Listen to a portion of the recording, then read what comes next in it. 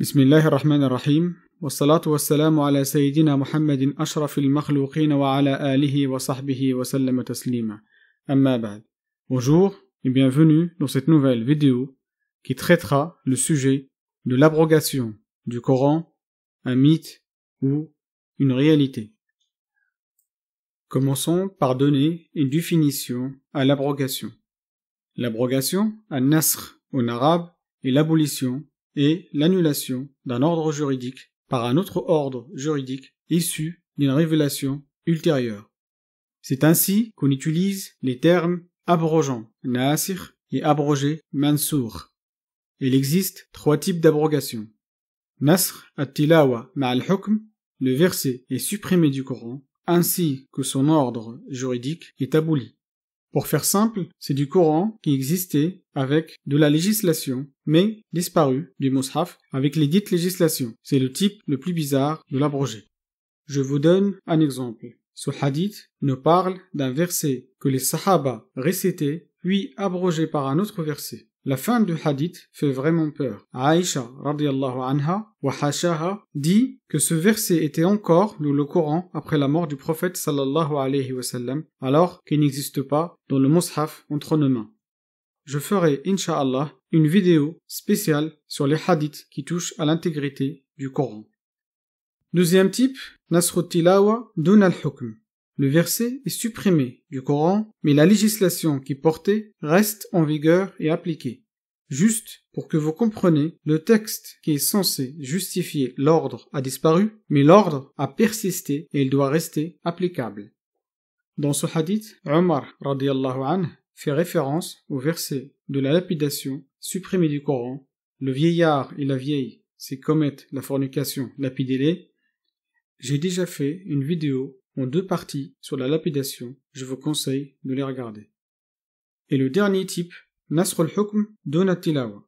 Le verset existe toujours dans le Coran, mais il est caduc, invalide et ne s'applique plus. C'est le type le plus commun des 3 et aussi le moins grave. Mais c'est quoi l'intérêt d'une législation dans un livre qui se veut universel si nous ne devons pas la suivre et l'appliquer?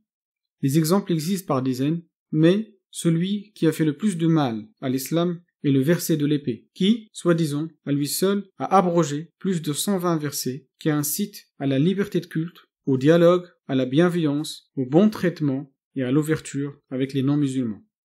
Je ferai, incha'Allah, une vidéo sur le djihad et le verset de l'épée. Dans cette vidéo, je ne vais pas traiter un autre type d'abrogation, une vraie catastrophe, qui est d'abroger une législation dans le Coran par un hadith ahad. Quelles sont les raisons de l'invention de cette procédure d'abrogation? La raison première et principale est que les savants, en face de 2 versets en apparence contradictoires, pour lever cette contradiction, ils ont eu recours à abroger le plus ancien des 2. Un point à retenir, il n'existe aucun hadith du prophète sallallahu alayhi wa sallam qui dit ce verset est abrogé par celui-ci ou autre. Par contre, nous avons des hadiths dits par les Sahaba qui affirment l'abrogation. L'imam Shafi'i, rahimahullah, a montré que la notion de nasr pour les Sahaba était beaucoup plus large que la notion d'aujourd'hui. Il comprenait la personnalisation, l'exception, la restriction et autres. Avant de citer les arguments des partisans du nasr et de ceux qui le rejettent, j'aimerais argumenter sur les 2 types de nasr qui impliquent la suppression ou la disparition des versets coraniques. Le Coran nous est parvenu par at-tawatur. Des milliers l'ont appris du prophète sallallahu alayhi wa sallam par cœur, puis l'ont transmis à des dizaines de milliers et ainsi de suite.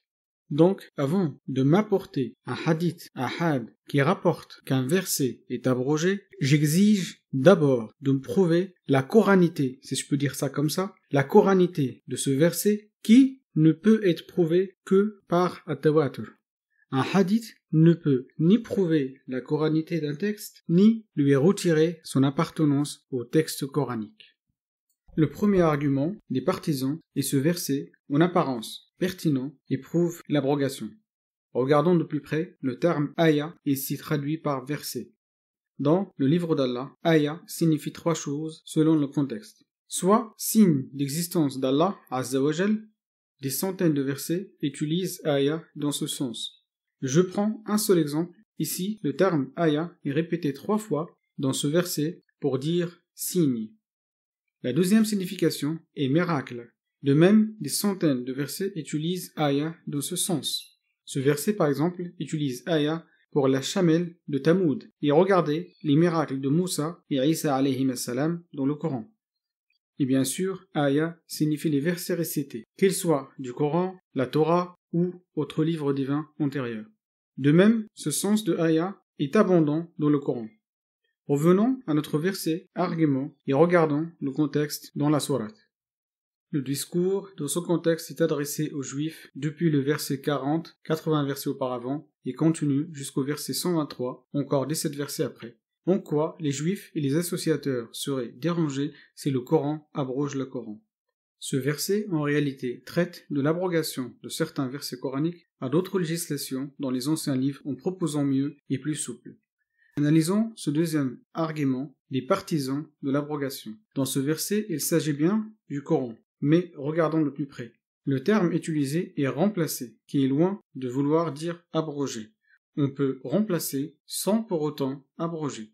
Ce verset ne traite pas les versets coraniques, mais le Coran en entier, en tant que miracle. Il dit, si nous remplaçons les miracles cosmiques des précédents messagers par un miracle physique, durable, le Coran pour Muhammad sallallahu alayhi wa sallam.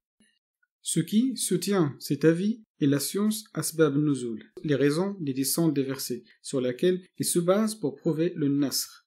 Les Mufassirin sont unanimes que ce verset est mécois et que les Mécois se moquaient du prophète sallallahu alayhi wa sallam en disant « Astaghfirullah » il se fout de ses compagnons.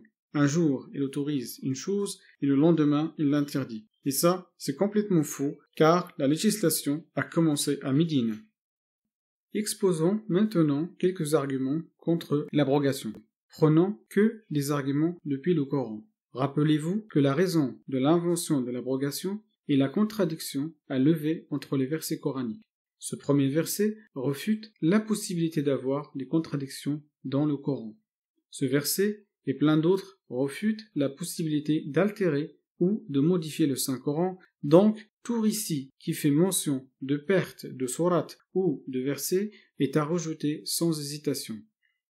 Comment des versets parfaits émanant d'un sage et connaisseur seraient abrogés dans le même livre et la même époque? Ce verset nous indique que le mensonge et l'altération ne peuvent pas atteindre ce livre, et quelle altération est plus que de prétendre que plus de 500 versets ne sont plus applicables et caduques.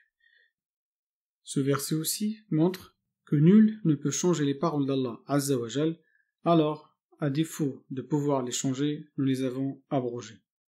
Les exemples existent par dizaines, mais je pense que l'idée est claire. Avant de finir cette vidéo, je ferai un zoom sur un cas pratique qui revient souvent lors de la justification du Nasr.